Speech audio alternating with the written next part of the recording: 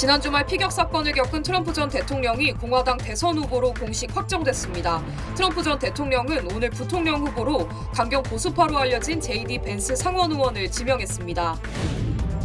라스베가스에서 7일째 화씨 100도대가 넘는 폭염이 이어지고 있는 것으로 전해졌습니다. 극심한 더위가 계속되고 있는 가운데 오늘 미저녁에 1억 명이 넘는 주민들에게 폭염 경보가 발령되면서 각별한 건강 주의도 당부됐습니다. 미전역 폐수에서 높은 수준의 코로나 바이러스가 검출된 것으로 조사됐습니다. 특히 캘리포니아와 플로리다 등 7개 주는 매우 높은 수준인 것으로 나타났습니다. 어릴 때부터 지중해식 식단을 섭취하면 고혈압이나 당뇨 등 심혈관 질환이나 성인병을 예방할 수 있다는 연구 결과가 발표됐습니다. 여러분 안녕하십니까? 7월 15일 첫 소식입니다. 지난 주말 피격 사건을 겪은 트럼프 전 대통령이 공화당 전당대회에서 대선 후보로 공식 지명됐습니다. 부통령 후보로는 39살의 JD 벤스 상원 의원이 선출됐습니다. 벤스 의원은 정치 신인이지만 정치권에서는 핵심적인 친트럼프 의원으로 꼽히면서 상승세를 타고 있습니다. 여준호 기자의 보도입니다. 대선 후보를 공식 지명하는 전당대회 첫날, 대의원 과반을 확보한 트럼프 전 대통령이 공화당의 대선 후보로 공식 확정됐습니다. Hereby declaring him the Republican nominee for President of the United States of America. 이로써 트럼프 전 대통령은 지난 2016년과 2020년에 이어 세 번째로 대선 도전을 공식화했습니다. 이어 트럼프 전 대통령은 SNS를 통해 올해 39살의 JD 벤스 상원 의원을 부통령 후보로 지명했습니다. 1952년 이래 최연소 부통령 후보입니다. 상원 초선인 벤스 의원은 불우한 가정 환경을 딛고 일어난 이른바 흑수저 출신의 공화당 의원으로 강경 보수파로 알려진 인물입니다. 일각에선 이번 부통령 지명을 놓고 대선 경합주인 공업지역 러스트벨트의 노동자층을 공략하기 위해 입지전적인 인물을 선택했다는 분석도 나오고 있습니다. 후보 사퇴 압박을 받고 있는 바이든 대통령은 벤스 의원에 대해 트럼프 전 대통령과 다를 게 없는 인물이라고 일축했습니다. He's a clone of Trump on the issues. A clone of Trump on the issue. So I don't see any difference. 공화당 전당대회는 오늘부터 나흘 동안 진행되며 트럼프 전 대통령은 마지막 날인 18일 후보 수락연설을 할 예정입니다. 유세 도중 발생한 피격 사건과 맞물려 컨벤션 효과가 극대화될 것이란 분석이 나옵니다. 총격을 당하고도 주먹을 불끈 쥐어 올리며 강렬한 인상을 남긴 트럼프 전 대통령. 이번 전당대회로 트럼프 대세론에 쐐기를 박을 것이란 전망입니다. MBC 뉴스 여준호입니다.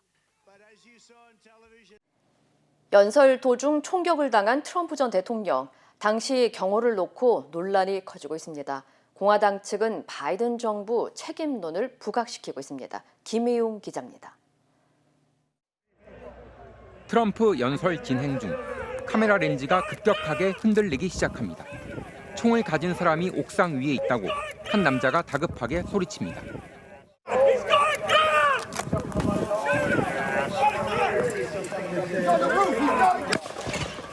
공포로 혼잡해진 현장에서 둔탁한 발사음이 몇 차례 들리고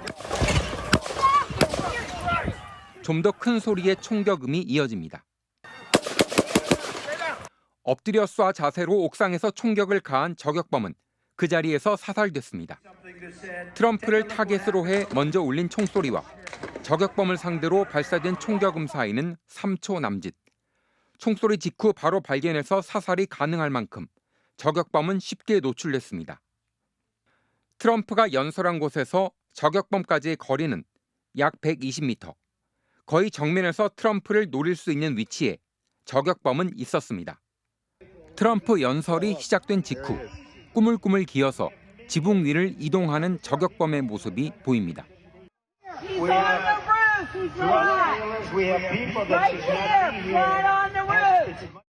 총격 직전에 이미 옥상에 수상한 사람이 있는 걸 보고 신고했다는 증언도 나왔습니다. Saw the guy move from roof to roof. Told an officer that he was on the roof. 그 남자가 총을 들고 있는 것도 봤다고 했습니다. Somebody was up on the roof, somebody there watching the rally trying to get a better viewpoint. The guy behind me said that he had seen him, he had a gun. 길이가 최소 70cm는 넘는 무기를 들고 덮개도 없는 옥상에 올라가 있었는데 사전 점검을 포함한 경호 절차는 제대로 진행됐는지 현장 경비에 대한 책임론이 불가피해졌습니다.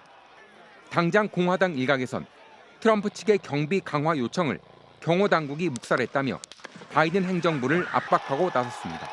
MBC 뉴스 김희웅입니다. 트럼프의 연설을 취재 중이던 여러 기자들의 카메라에 총격 당시의 상황이 생생하게 잡혔습니다. 당시의 영상과 사진을 토대로 피격 당시의 상황을 재구성했습니다. 구승은 기자입니다. 빨간 모자를 쓴 트럼프 전 대통령이 연단에 오른 지 8분 뒤 불법 이민자 문제를 비판하는 연설을 하던 도중 총성이 울립니다. If you want to really see something that said, take a look at what happened.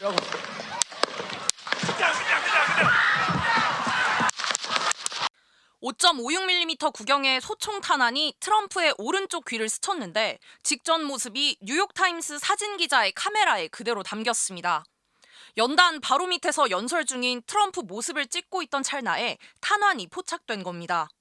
I guess I was, trying to put him between the flag and the podium and photographing him there. And then when he kind of gestured to his right and I heard the pops. 총격 이후 트럼프가 연단에 내려가기 전까지 1분 34초간 급박한 상황이 이어졌습니다. 12초 뒤 귀에서 피를 흘리는 트럼프 전 대통령이 일어나고 혼란의 와중에도 신발을 챙겨 신으려 했습니다. 빠르게 차로 이동하려는 경호원들 틈에서 트럼프가 주먹을 불끈 쥔 손을 위로 치켜듭니다. 펄럭이는 성조기 아래 결연한 표정을 한 트럼프가 주먹을 치켜든 사진은 퓰리처상 수상 경력이 있는 AP통신의 에번 부치 수석 사진 기자의 카메라에 찍혔습니다. 무대에서 내려가기 직전 트럼프는 건재함을 과시하듯 주먹을 또 한 번 내보였고 지지자들은 환호했습니다. 전문가들은 이 사진이 올해 미국 대선 판도를 뒤흔드는 동시에 현대사에서 가장 영향력 있는 사진으로 남을 거라고 전망하고 있습니다. MBC 뉴스 구승입니다. 트럼프 전 대통령 피격 사건 이후 트럼프 미디어 주가가 급등하고 있는 것으로 나타났습니다. 오늘 뉴욕 증시에서 트럼프 전 대통령이 소유한 트럼프 미디어의 주가는 전 거래일보다 31.37% 폭등한 $40 58센트를 기록했습니다. 전문가들은 피격 사건 이후 트럼프 전 대통령의 당선 가능성이 더 높아졌다는 전망이 나오면서 주가에도 영향을 미쳤다고 분석했습니다. 한편 이번 피격 사건 후 온라인 쇼핑몰 애쉬 등에서는 트럼프 전 대통령이 피격 당시 피를 흘리며 성조기 밑에서 주먹을 번쩍 들어올리고 있는 장면과 관련 문구가 새겨진 티셔츠들이 큰 인기를 끌고 있는 것으로 알려졌습니다. 미 전역에서 기록적인 더위가 이어지고 있는 가운데 라스베가스에서는 일주일째 100도대를 넘는 극심한 폭염이 이어지고 있는 것으로 나타났습니다. 국립기상청에 따르면 지난 금요일 라스베가스의 기온은 화씨 115도를 넘어서며 7일 연속 100도가 넘는 기록을 세웠습니다. 앞서 지난 7일에는 120도대에 달하면서 역대 최고 기온이 측정된 바 있습니다. 이번 폭염으로 유명 관광지인 네온 뮤지엄은 개장 시간을 저녁 8시 30분까지 연장했고 핸더슨시는 지난 목요일과 금요일 공원 수영장을 폐장한 것으로 알려졌습니다. 현재 라스베가스 당국은 수십여 곳에 냉각센터를 운영하며 주민들에게 피난처를 제공하고 있다고 전했습니다. 한편 기상청은 이번 주 주말까지 대부분의 서부 지역에서 폭염이 계속될 것으로 전망했고 일요일과 다음 주 월요일에는 더위가 미시시피와 남동부 지역으로 확대될 것으로 예보했습니다. 한편 미 전역 33개 주에서도 1억 명이 넘는 주민들에게 폭염 경보가 발령됐습니다. 국립기상청은 오늘부터 목요일까지 동부 일부 지역 일대에 높은 습도와 기록적인 온도가 지속될 것이라고 예보했습니다. 특히 볼티모어는 체감온도가 최대 112도, 필라델피아와 워싱턴 DC는 체감온도가 100도를 넘길 것으로 예상됐습니다. 현재 뉴욕과 뉴저지, 필라델피아 등 일부 동부 지역에서는 폭염 관련한 건강 비상사태와 가장 높은 등급의 폭염 경보 등이 발령된 상태입니다. 앞서 네바다주와 텍사스주 등 6개 주에서는 최소 38명이 온열 질환으로 숨진 것으로 추정됐습니다.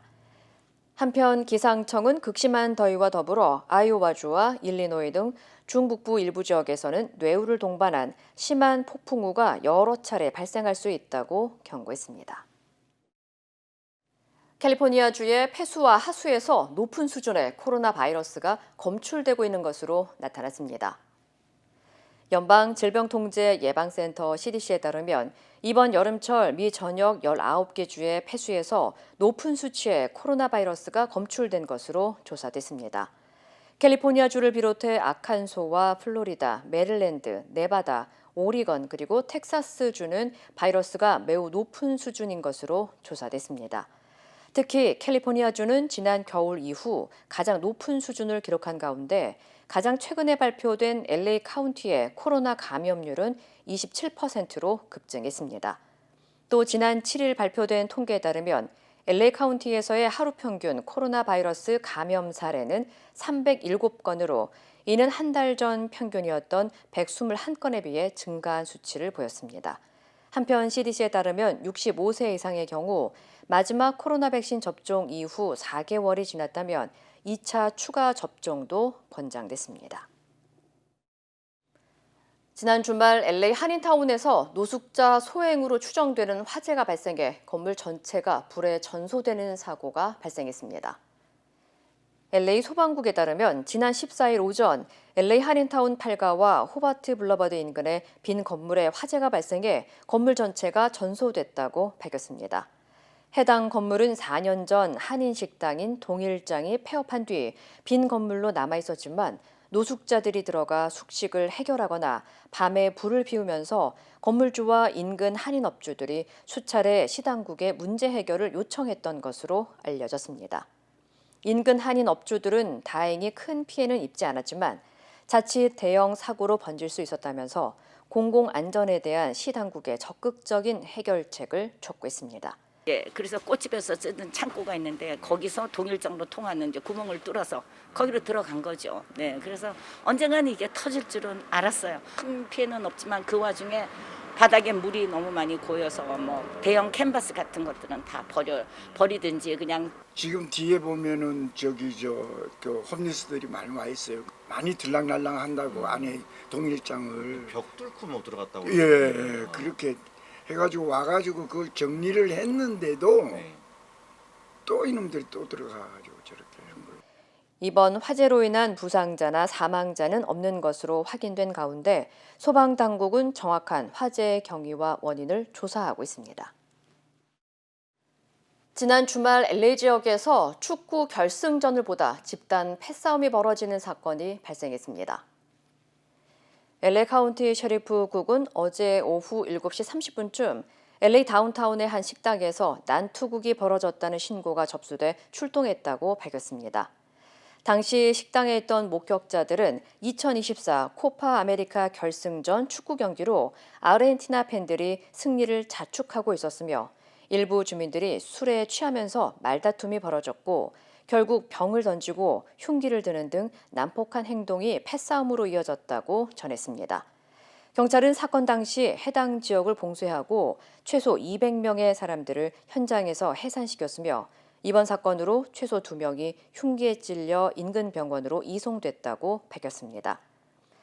한편 마이애미에서도 경기 시작 전 사람들이 하드락 스타디움의 울타리를 기어오르거나 보안 게이트를 부수는 등의 난동이 발생해 55명이 퇴장당하고 27명이 체포된 것으로 전해졌습니다.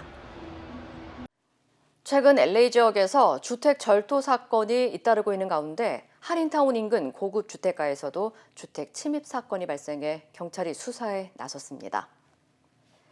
LA 경찰국은 어제 아침 11시쯤 행콕팍의 사우스 라스팔마스 애비뉴 400블락에 위치한 한 주택에 남성 4명이 검은 복면을 쓴 채 주택에 침입해 물건을 훔쳐 도주했다고 밝혔습니다. 경찰은 구체적인 내용은 밝히지 않았지만 범행 이후 용의자들이 준비된 차량을 타고 도주하는 모습이 목격됐다며 주민들의 제보를 당부했습니다. 한편 당국은 용의자들이 번호판이 없는 회색 세단 차량을 몰고 있으며 현재 도난 피해액과 정확한 사건 경위를 조사 중이라고 전했습니다. 어릴 때부터 지중해식 식단을 섭취하면 각종 성인병을 예방할 수 있다는 연구 결과가 나왔습니다. 자마 네트워크 오픈에서 발표된 연구 결과에 따르면 3살에서 18살 사이 577명의 어린이들의 식단을 분석한 결과 지중해식 식단이 어린이들의 혈압과 콜레스테롤 수치를 낮추는 데 상당한 연관성이 있는 것으로 나타났습니다. 특히 지중해식 식단을 접한 아이들의 수축기 혈압은 평균적으로 5포인트 하락했으며 중성 지방도 16.4mg, 콜레스테롤도 9mg 감소한 것으로 조사됐습니다.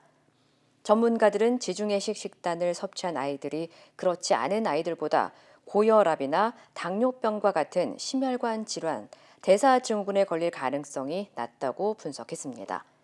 한편 지중해식 식단은 식물성 식품과 올리브유, 생선, 견과류의 섭취를 늘리고 붉은 고기나 설탕이 들어간 가공식품은 줄이는 식사법입니다.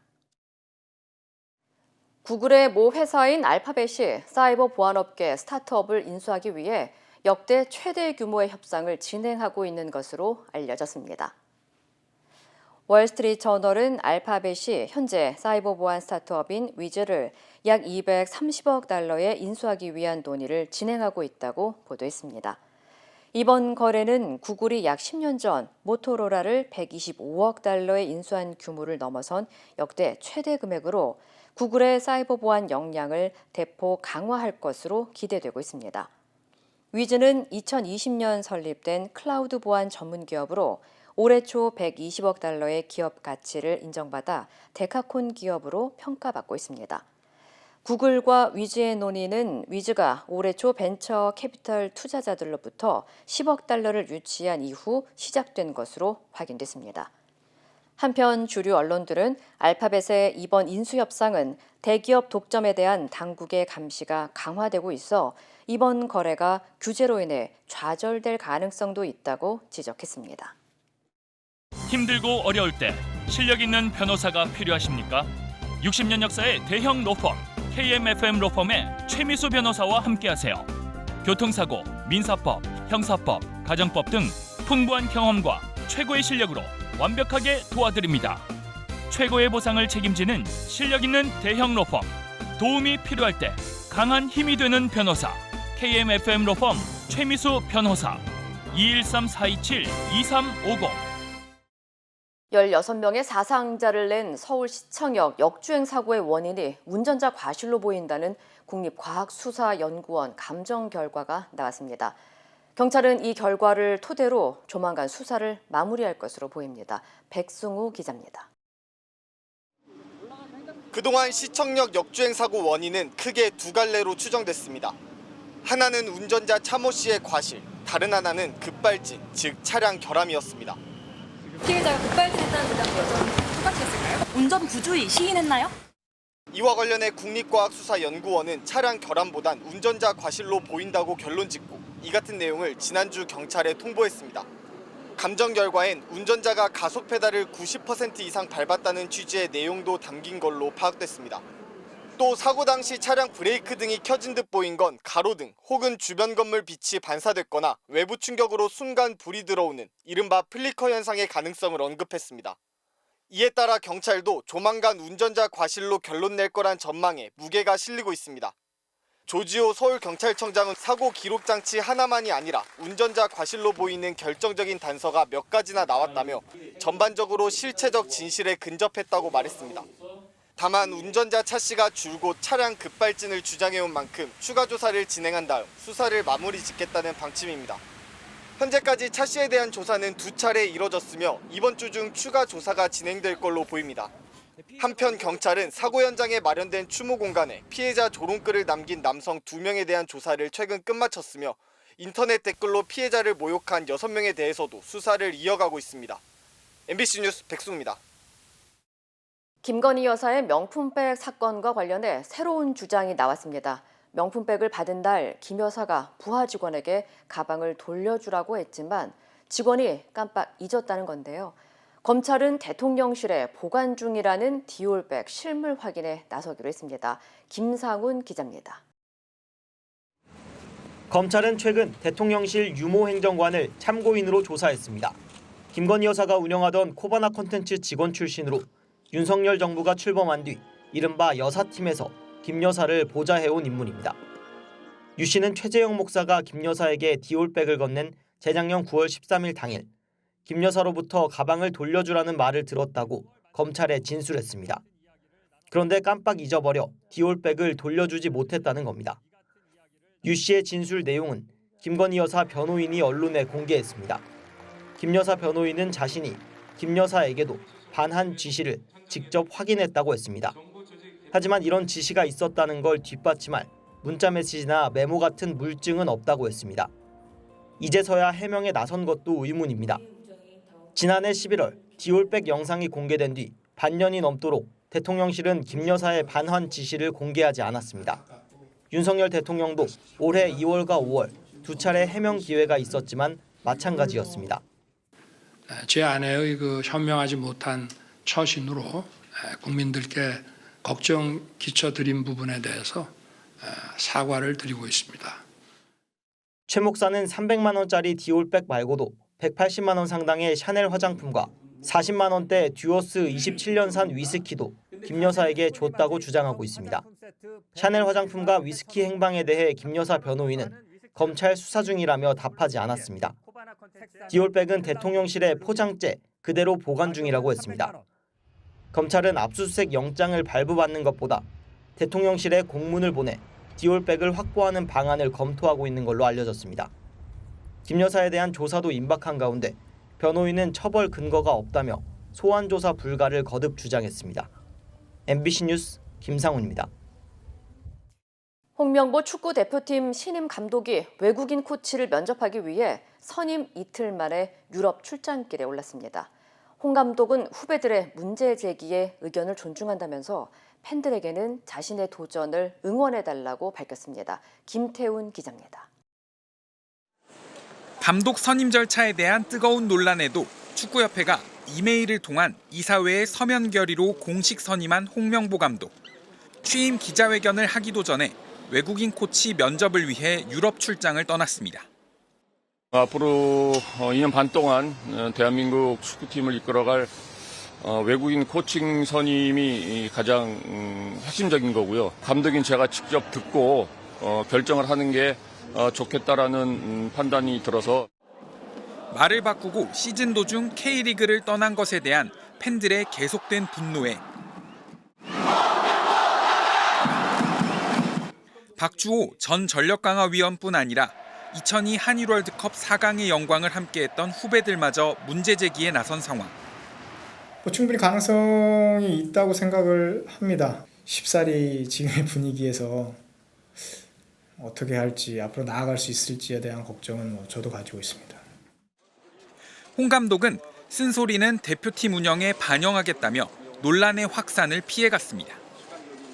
저는 그들의 그 의견을 존중합니다. 축구 선배 후배를 떠나가지고 저는 나쁘지는 않다고 생각이 들어요. 그런 의견들을 잘 받아서 제가 좋은 것들은 잘 팀에 반영해서 나가도록 하겠습니다. 그리고 자신의 지도자 인생 마지막 도전을 응원해달라고 덧붙였습니다. 물론 지금 많은 분들의 걱정과 기대 충분히 이해는 하고 있습니다만은 제 인생의 마지막 도전에 많은 분들이 좀 응원해 주셨으면 감사하겠습니다. 대표팀의 어수선한 분위기를 수습하고 즐겁고 편안한 문화를 만들겠다는 홍 감독은 외국인 코치 면접을 마친 뒤 가능하면 대표팀 주축인 해외파 선수들을 만날 계획입니다. MBC 뉴스 김태현입니다. EU 집행위와 회원국들이 하반기 순회 의장국인 헝가리 주최 주요 행사에 보이콧을 선언했다는데요. 헝가리 총리의 친러시아 성향이 갈등을 키웠습니다. 관련 소식 전해드립니다. EU 집행위 대변인은 현지 시간 15일 SNS를 통해 헝가리가 주최하는 비공식 이사회에 고위 공무원만 집행위 대표로 참석하도록 결정했다고 밝혔는데요. 비공식 이사회는 의장국이 수시로 개최하는 분야별 장관회의로 앞으로 헝가리가 개최하는 모든 장관급 회의에 집행위원들이 불참하겠다는 의미입니다. 앞서 EU 외무장관들은 헝가리가 자국에서 주최하는 행사를 보이콧할 계획이라는 보도도 나왔는데요. 친러 성향의 오르반 빅토르 헝가리 총리는 지난 1일 EU 순회 의장 국직을 맡자마자 러시아와 중국을 잇따라 방문하며 EU 회원국들의 반발을 샀고요. 러시아와 협상을 통한 전쟁 종식을 주장하며 우크라이나 지원과 테러 제재에 반대하기도 했습니다. 베네치아시는 과잉 관광, 오버 투어리즘을 해결하겠다며 지난 4월 25일부터 공휴일과 주말을 중심으로 29일 동안 도시 입장료를 부과했는데요. 약 45만 명의 관광객이 입장료 5유로를 납부해 총 220만 유로, 우리 돈 33억 원을 입장료로 거둬들였습니다. 하지만 특단의 대책이라며 시행한 도시 입장료는 몰려드는 관광객을 막는 데 역부족이었는데요. 입장료 도입 첫 11일 동안 관광객이 지난해 대비 오히려 더 늘었고요. 도시 입장료를 베네치아에서 숙박하는 관광객에는 부과하지 않은 만큼 주민들은 아예 신규 공유 숙박시설에 대해 허가를 내주지 말라고 요구하고 있는데요. 베네치아 당국은 내년에 입장료를 10유로로 2배 인상하는 방안을 검토하고 있습니다. 관람객이 차 안에서 당근을 내밀자 하마가 입을 크게 벌리는데요. 그 순간 당근이 아닌 비닐봉지를 하마 입에 던져넣었습니다. 인도네시아 보고르의 타만 사파리 공원에서 포착된 모습인데요. 영상이 SNS에 확산하며 관람객을 향한 공분이 일었고요. 공원 측은 차량 번호판을 확인해 관람객에게 공개 사과를 요구했는데요. 비닐봉지를 삼킨 하마는 검사 결과 건강에 지장이 없는 걸로 알려졌습니다. 이 시각 세계였습니다. 이루고 싶은 꿈이 있나요? 오늘의 도전이 PCB의 능력을 만나면 내일의 더 큰 가능성이 되니까. 오늘의 PCbility, 내일의 Possibility. 만나보세요. Possibility Elevated. PCB뱅크.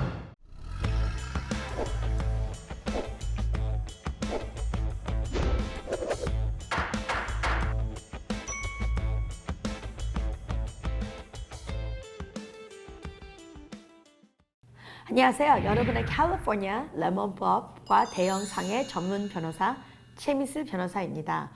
오늘은 우리 젊은 친구들이 많이 길에서 운전하고 인기를 타고 있는 바로 복스웨겐하고 복스웨겐이 또 만드는 아우디에 대해서 얘기를 하겠습니다. 요즘에 2024년도에 와가지고 복스웨겐 아우디의 리커가 대대로는 보면은 그 퓨어 펌프의 이슈가 많이 보고 리커를 크게 노리스가 한 번마다 한 26만 차의 리커를 받고 있습니다. 퓨얼 펌프가 이슈 때는 되게 예민하게 집중해서 안 보실 때는 이 문제가 진짜로는 문제인가까지도 가는 게 힘들어요. 그 이유는 왜냐면은 가스로 들어가는데 왜 어떨 때는 딱딱하게 들어가지? 그리고 다 들어갔다는 느낌을 주는데 타서 보니까 시동을 켜는데 가스가 반밖에 안 들어갔어요. 그러면 이제 많은 분들은 바쁘셔서 다음에 그냥 빽빽하게 넣어야지, 다음에 그냥 더 잘 봐야지, 지금은 내가 뭘 잘못했나 하는 느낌을 줄 수도 있습니다. 하지만 퓨얼 펌프를 넣을 때 조금이라도 문제가 있는 느낌을 주든가, 아니면 인게이지먼트가 시원하게 안 들어가든가, 아니면 탔는데 완전하게 다 퓨얼로 안 들어갈 때는 꼭 문제가 있을 수가 있다는 걸로 보셔야 됩니다. 거기에 플러스 차를 파킹한 다음에 볼 때는 차에 기름이 흘리고 있다 하는 것도 보면은 당연히 빨리 수리를 하러 서비스 센터에 들어가셔야 되는 겁니다. 우리 복스웨겐 아우디가 지금 느끼는 리커는 모든 가스 차들은 문제가 자주 나오는 문제예요. 하지만 아우디 복스웨겐에서는 크게 문제를 보고 많은 차들이 포함해서 리커가 아웃스탠딩 이슈가 있기 때문에 우리가 복스웨겐 아우디를 얘기를 할 때 이 리커 퓨 펌프를 얘기를 하지만 다른 차들도 이는 똑같이 가스를 넣을 때 문제가 있는 것 같다. 아니면 꽉 안 차져 있는다. 그리고 어떨 때는 가스가 리킹까지 보인다 하는 경험을 보셨다면 빨리 딜러 서비스 센터 가서 수리 기록을 받으시고 그 수리 기록을 갖고 보상을 받을 수가 있습니다. 오늘은 여러분과 함께 우리 오일 퓨 펌프하고 리케지 얘기를 같이 나눴습니다. 여러분의 레몬법과 대형상의 전문 변호사 최미수 변호사였습니다. 고맙습니다.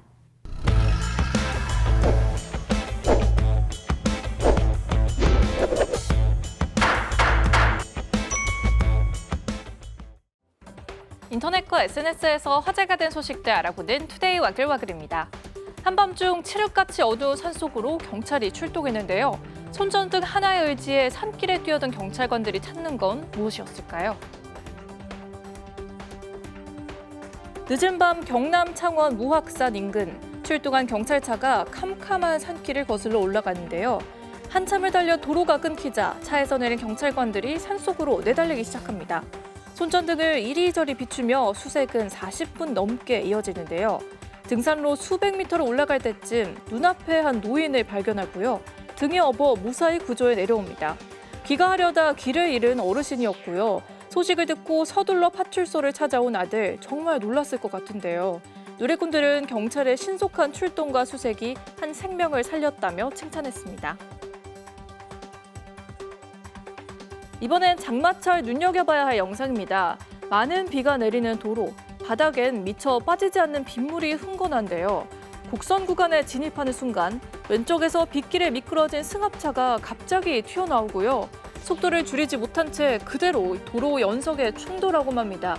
뒤따르던 블랙박스 차량, 가까스로 승합차를 피하긴 했지만 뒤따르던 대형 화물차에 결국 들이받치고 말았는데요. 빗길 제동거리는 평소보다 2배는 더 길어지는 만큼 감속 운행은 필수죠. 특히 빗길 교통사고 치사율은 2.08%로 맑은 날보다 1.6배나 높아 주의가 필요합니다. 투데이 와글와글이었습니다.